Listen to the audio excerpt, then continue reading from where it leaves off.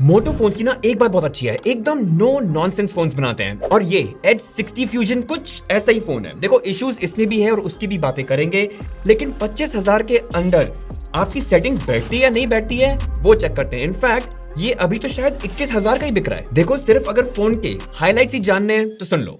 6.7 inch का POLED display है और काफी कर्व्ड डिस्प्ले है। MediaTek का एकदम नया मिड रेंज प्रोसेसर है। अप टू 12 GB तक का रैम मिलता है। 5,500 mAh की बैटरी है। बॉक्स में आपको phone, cable, 68 watt charger, case and pre applied screen protector नहीं मिलता, वो आपको सिर्फ चाइनीज फोन्स में। 50 मेगापिक्सल का डुअल कैमरा सेटअप, 32 मेगापिक्सल का सेल्फी कैमरा, Android 15 के साथ आता है, वो भी with 3 years of Android upgrade का प्रॉमिस।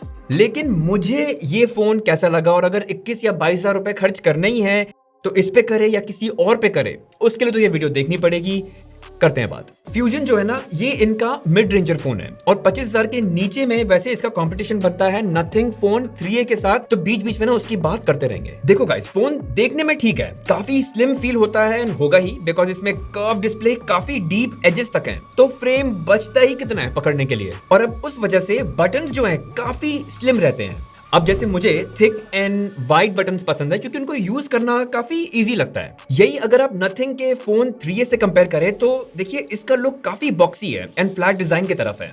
अब फ्लैट वर्सेस कर्व्ड डिस्प्लेज, देखिए अपनी अपनी श्रद्धा है। कर्व डिस्प्ले के अपने फायदे नुकसान हैं, मतलब बेजललेस व्यूइंग होती है, काफी इमर्सिव एक्सपीरियंस मिलता है, और यही अगर नुकसान की बात करें तो टेम्पर्ड स्क्रीन मिलना काफी मुश्किल होता है, एक्सीडेंटल टचेस भी होते रहते हैं, एंड गिर जाए तो क्रैक होने के चांसेस थोड़े ज्यादा होते हैं। ग्रिप जो है वो जरूर नथिंग फोन 3A की बेटर है बिकॉज थोड़ी थिकनेस है, लेकिन अगर आपको स्लिम फोन्स पसंद है तो डेफिनेटली H60 फ्यूजन आपको काफी पसंद आएगा। एंड पीछे से मोटो का लुक काफी नॉर्मल फोन जैसा है, यही नथिंग फोन 3A का थोड़ा वाइबी है। तो ये ऑनेस्टली आपके पर्सनल प्रेफरेंस की बात है, आप जो भी फोन यूज करेंगे उसकी आदत पड़ जाएगी। अच्छा, H60 फ्यूजन में आपको हाइब्रिड सिम ट्रे मिलती है, यानी या तो आप 2 सिम कार्ड्स डाल लो या एक सिम कार्ड और एक माइक्रो SD कार्ड डाल सकते हैं स्टोरेज बढ़ाने के लिए। अच्छा, ये इनका Amazonite कलर है, काफी वाइब्रेंट है और ये भी लेदर फिनिश में, तो काफी सॉफ्ट फील है। खास बात ये कि ये कभी फिंगरप्रिंट्स नहीं लेगा, लेकिन ओवर टाइम ये डस्ट कलेक्ट कर सकता है। अच्छा, पीछे ये 4 कैमरा नहीं है, सिर्फ ये प्राइमरी कैमरा है और ये वाला अल्ट्रा वाइड, ये जो है फ्लैश है, और ये एक 3-in-1 लाइट सेंसर है, और इसकी बात हम सही टाइम पे करेंगे तो आप देखते रहो। अच्छा, ये फोन ना ड्यूरेबल बहुत है, IP68 एंड 69 तो है ही, मतलब इसको आप उबलते हुए गर्मा गर्म सूप में भी डाल लेंगे तो भी कुछ नहीं होगा। और अगर मान लीजिए आपके हाथ गीले हैं या बारिश हो रही है, फोन पे कुछ बूंदे आ गई हैं, तो भी ये फोन बड़े आसानी से काम करेगा। और इसमें गोरिल्ला ग्लास 7i की प्रोटेक्शन है डिस्प्ले पर, इस प्राइस पे ठीक है।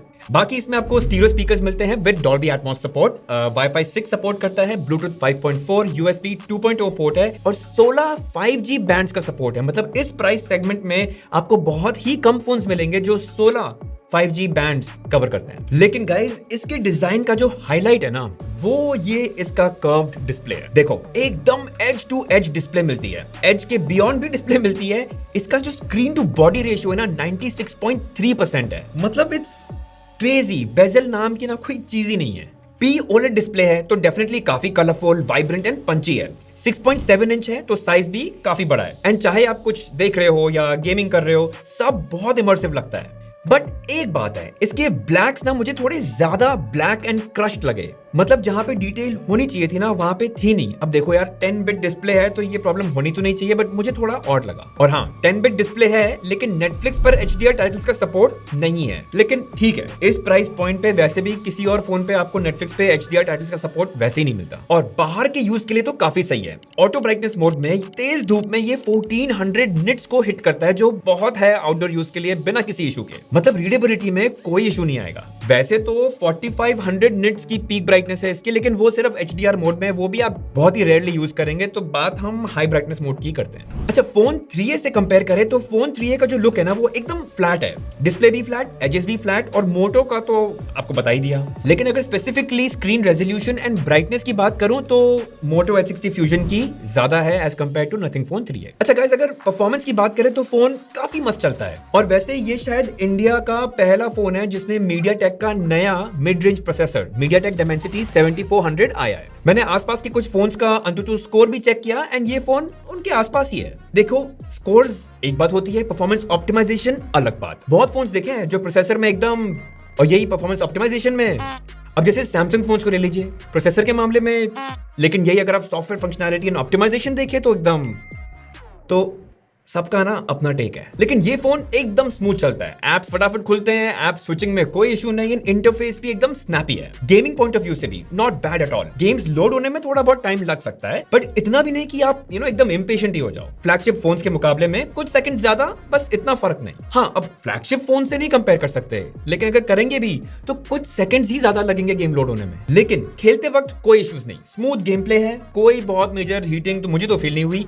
एंड टच रिस्पॉन्स भी अच्छा है। हाँ, अब नथिंग के फोन 3 में मिलता है स्नैपड्रैगन 7S Gen 3 और इसमें मीडियाटेक। अब देखिए, जो स्नैपड्रैगन के भक्त है उन्हें तो मैं कुछ कह नहीं सकता, मुझे भी पसंद है, लेकिन इसके मीडियाटेक के साथ मुझे सच में कोई इशू फील नहीं हुआ। चलिए गाइस, अब बात करते हैं सॉफ्टवेयर की। और इसमें ना मुझे मोटो की एक बात बहुत सही लगती है और एक बात बहुत सही नहीं लगती है। सही ये है कि इसमें आपको लेटेस्ट एंड्रॉइड 15 मिलता है, एकदम क्लीन स्टॉक एंड्रॉइड एक्सपीरियंस, कोई फालतू के एप्स प्रीलोडेड नहीं है। मतलब व्हाट्सएप, इंस्टाग्राम एंड नेटफ्लिक्स जैसे बेसिक एप्स भी ना मुझे इंस्टॉल करने पड़े, कोई कचरा एप्स नहीं है। अब जो बात बहुत सही नहीं लगती है वो इसके अपग्रेड साइकिल, जो सॉफ्टवेयर के जो अपग्रेड्स होते हैं उसको लेकर। वैसे देखिए, 3 साल का अपग्रेड तो प्रॉमिस कर रहे हैं, मतलब एंड्रॉइड 18 तक तो आपको इसमें मिलेगा, लेकिन किस स्पीड से मिलेगा वो एक क्वेश्चन रहता है। देखिए, अभी लेटेस्ट एंड्रॉइड अपग्रेड ना फेब में आ गया था, जो पहले से अगर कंपेयर करें तो बेटर तो है, तो चीजें सही हो रही हैं, होपफुली और तेज हो जाएगी। अच्छा, मोटो के लॉक स्क्रीन में एक चीज काफी अच्छी लगती है, आप नोटिफिकेशंस को ना ऐसे टैप करके एक पॉपअप की तरह देख सकते हैं, ये बड़ा सही लगता है। और वैसे ये नोटिफिकेशन स्टाइल आप चेंज भी कर सकते हैं। अच्छा, एज लाइटिंग भी है, जो incoming calls, notifications and alarms के लिए ऐसे लाइट अप हो जाती हैं, और ये सब कस्टमाइजेबल भी है। वैसे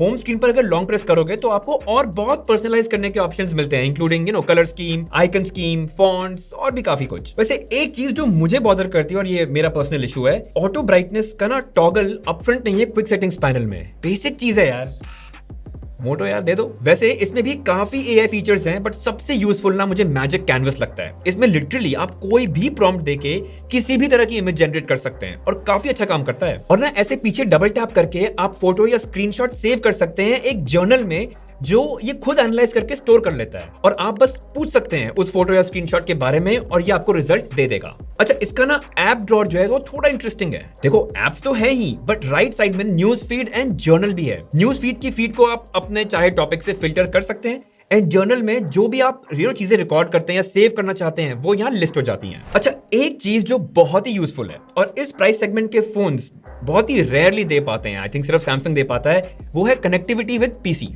जैसे आप मोटो फोन्स को ना एज अ वेबकैम यूज कर सकते हैं, क्योंकि लैपटॉप के वेबकैम्स का हाल तो पता ही है। आप कोई भी फोन का ऐप अपने लैपटॉप पर क्लोन कर सकते हैं एंड सारी फाइल्स भी बड़ी इजीली एक्सेस कर सकते हैं। और कुछ नहीं करना, फोन में ऑलरेडी मोटो कनेक्ट का ऐप आता है, आप बस अपने विंडोज पीसी में वो ऐप भी डाल लीजिए, एंड एज लॉन्ग एज आप सेम वाईफाई पे हैं, ऐसे काम करता है। चलिए गाइस, अब बात करते हैं कैमरास की। देखो, इसमें पीछे एक 50 मेगापिक्सल का मेन कैमरा है और एक 13 मेगापिक्सल का अल्ट्रा वाइड। साथ में ये एक 3-in-1 लाइट सेंसर है और सामने में आपको मिलता है 32 मेगापिक्सल का सेल्फी कैमरा। लेकिन हम तो सैंपल्स देख के डिसाइड करेंगे। तो गाइस, ये रहे कुछ फोटो सैंपल जो मैंने मेन कैमरा से लिए, डे टाइम में लिए थे, और अगर आप देखें कलर्स जो हैं थोड़े पॉपी साइड पे हैं, थोड़े पंच्ड अप ज्यादा हैं। एंड अगेन, अगर आपको वो पसंद आता है, वो स्टाइल पसंद आता है, डेफिनेटली ये फोटोज आपको अच्छी लगेंगी। स्काई भी इसने ठीक ठाक कैप्चर किया है। यही अगर नथिंग फोन 3a से कंपेयर करें, आपको क्लियर हो जाएगा कि मोटो H60 फ्यूजन की फोटोज थोड़े पंच्ड अप है एंड फोन 3a थोड़ा नेचुरल टोन पे है।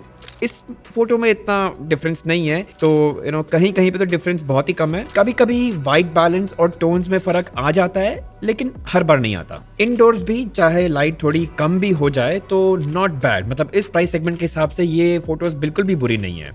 कहीं कहीं पे हेलेशन हो जाती है लाइट्स के अराउंड, बट चलता है इतना। लो लाइट में भी अगर आप देखें, काफी अच्छा मैनेज किया है। पूरी कोशिश की है कि नॉइज जो है वो कम से कम रहे। और गाइस, ये सब फोटोज आप डाउनलोड करके खुद चेक कर सकते हैं, डिस्क्रिप्शन में लिंक मिल जाएगा। यही अगर नथिंग फोन 3a से कंपेयर करें तो जैसे यहाँ पे H60 फ्यूजन बेटर लग रहा है, यहाँ पे हो सकता है आपको फोन 3a ब्राइट लग रही हो, लेकिन H60 फ्यूजन का फ्लोर बेटर आ रहा है। अब ये इंडोर वाली फोटो में तो कोई फर्क बताना मुश्किल ही लग रहा है। इस वाली में फोन 3a की फोटो ब्राइट लग रही है और ये थोड़ा सब्जेक्टिव है। H60 फ्यूजन ने काफी नेचुरल फोटो ली है, जबकि फोन 3a ने ओवरली वार्म भी कर दिया है और थोड़ा ज्यादा ब्राइट कर दिया है। चलिए पोर्ट्रेट्स की बात करते हैं, तो ये काफी अच्छा लगा कि इसने चेन को भी पूरा फोकस में रखा, तो काफी अच्छा काम किया। यहाँ पे अगेन एज डिटेक्शन तो कमाल की है, लेकिन पीछे अब्रप्टली ब्लर हो गया। ये फोटो मैंने डिम लाइटिंग सिचुएशन में ली थी और उस हिसाब से ये काफी अच्छी आई है। इनफैक्ट ये मैंने 50mm मोड में लिया था। और ये रहे कुछ मेरे पोर्ट्रेट्स, अगेन बहुत अमेजिंग नहीं है, लेकिन अगेन इस प्राइस सेगमेंट के हिसाब से मुझे आई थिंक ये काफी इंप्रेसिव लगी। अच्छा, अब देखिए इसमें टेलीफोटो कैमरा नहीं है। नथिंग फोन 3A में आपको टेलीफोटो कैमरा मिलता है, लेकिन ये क्या करता है, नॉर्मल प्राइमरी कैमरा से लेके क्रॉप कर लेता है। तो 2x का आपको ऑप्शन तो मिलता है, बट सैंपल्स देख के डिसाइड करते हैं। तो जैसे गाइस ये वाला मैंने 1x पे लिया और ये 2x पे लिया, वहीं खड़े खड़े, तो बुरी नहीं है। इनफैक्ट इसमें भी अगर आप देखें, जब मैं 2x करता हूँ तो जो टेक्सचर है, जो कलर है, उसने काफ़ी हद तक रिटेन किया है।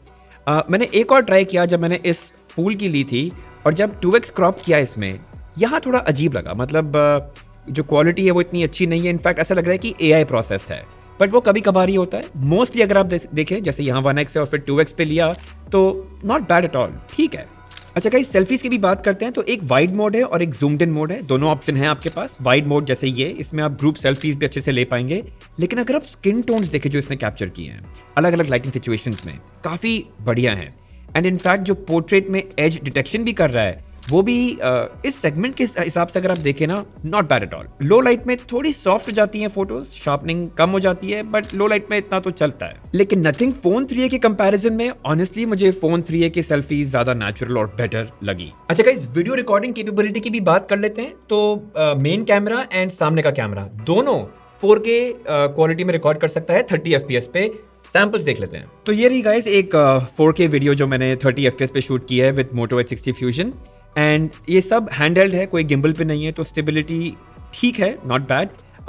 ग्रीन्स ठीक ठाक कैप्चर कर ले रहा है, एक्स्ट्रा शार्पन नहीं कर रहा है जो पहले करता था मोटो जनरली अपने फोन्स के साथ। ये मैंने शाम के कंडीशंस में लिए हैं। एंड जैसे आप देख सकते हैं मैं चल रहा हूँ, फोन भी काफ़ी मूव कर रहा है, बट स्टेबल शॉट है। इनडोर्स में नॉइज आ जाती है अगर लाइट कम है, तो अगर आप वो सीलिंग की तरफ देखेंगे आपको थोड़ा बहुत नॉइज दिखेगा। और गाइस लो लाइट में भी मैंने ट्राई किया, जो जनरली फ्लैगशिप फोन्स भी काफी स्ट्रगल करते हैं, उस हिसाब से अगर देखिए ये फुटेज काफी अच्छी है। अच्छा, सेल्फी वीडियो सैंपल भी देखते हैं। तो गाइस मैं रिकॉर्ड कर रहा हूँ Moto H60 Fusion के फ्रंट फेसिंग कैमरा से, और ये 4K 30 FPS तक शूट कर सकता है। मैं चल रहा हूँ, कोई गिम्बल नहीं यूज़ कर रहा, तो स्टेबिलिटी होपफुली आपको अच्छी लग रही है। एंड इनफैक्ट मैं आउटडोर हूँ अभी, तो थोड़ी बहुत रोड से नॉइज़ आ रही है। इनफैक्ट थोड़ा विंडी भी है, बट होपफुली ऑडियो अच्छी रिकॉर्ड कर रहा है। एंड लाइटिंग जो है ना थोड़ी सॉफ्ट हो रखी है अभी, तो अच्छी लग भी रही होगी। पर हाँ, आप कमेंट्स में बताइए आपको कैसी लगी। तो गाइस देखो, ओवरऑल ना ये नहीं बोलूंगा कि ग्रेट कैमरा है। मतलब इस प्राइस सेगमेंट में ग्रेट कैमरास मिलना वैसे भी मुश्किल ही होते हैं, लेकिन प्राइसिंग के हिसाब से आई थिंक ये काफी अच्छी फोटोज ले रहा है। और देखिए वैसे भी ये सारी फोटोज मैंने आपके लिए डाउनलोड करने के लिए एक जगह डाल दी हैं, आपको लिंक मिल जाएगा डिस्क्रिप्शन में, तो खुद ही आप इवैल्यूएट कर सकते हैं क्वालिटी, और अगर आपको पसंद आती है बात खत्म। फाइनली गाइस बात करते हैं बैटरी एंड चार्जिंग की। तो देखो इसमें अब आपको 5500 mAh की बैटरी मिलती है, जो इस फोन में इजीली आपको फुल डे की बैटरी देगी, कोई स्ट्रेस नहीं है। और साथ में 68 वॉट का चार्जर दे ही रहे हैं, जो फोन को काफी फास्ट चार्ज भी कर देता है। वैसे इतनी कोई बड़ी बात नहीं है, लेकिन नथिंग फोन 3A के डब्बे में आपको सिर्फ फोन और चार्जिंग केबल मिलती है, चार्जर आपको अलग से लेना पड़ता है। तो बस गाइस, H60 Fusion के बारे में तो इतना ही। फोन बढ़िया है, no doubt, and for its price point definitely not bad, and totally recommend करूंगा कि आप इस फोन को जरूर एक्सप्लोर करें। और सच में गाइस, इसके कंपैरिजन में मुझे ऑनेस्टली सिर्फ नथिंग फोन 3A लगा जो टक्कर का है, बस उसके एस्थेटिक्स काफी डिफरेंट है। तो वो डिजाइन आपको पसंद आता है या नहीं, दैट्स अप टू यू। वैसे इस प्राइस पॉइंट पे आपको OnePlus Nord CE4, Redmi Note 14 Pro and Realme 14 Pro भी मिल सकते हैं, लेकिन उनसे तो मुझे यही फोन बेटर लगा। बट अगेन ऑप्शंस हैं, आप एक्सप्लोर कर सकते हैं। लेकिन चलिए इस रिव्यू को यहीं खत्म करते हैं। अगर आपको फिर भी कुछ डाउट्स रह गए हैं तो कमेंट सेक्शन में जरूर पूछिएगा, मैं नहीं तो कोई और तो हेल्प कर ही देगा। और अगर वीडियो पसंद आया तो प्लीज वो लाइक बटन जरूर दबाइएगा, सब्सक्राइब जरूर कीजिए, और वो बेल आइकन को मार्क करके ना ऑल कर दीजिएगा, ताकि कोई भी वीडियो आए आपको पता चल जाए और चैनल को भी हेल्प मिल जाएगी। मिलते हैं।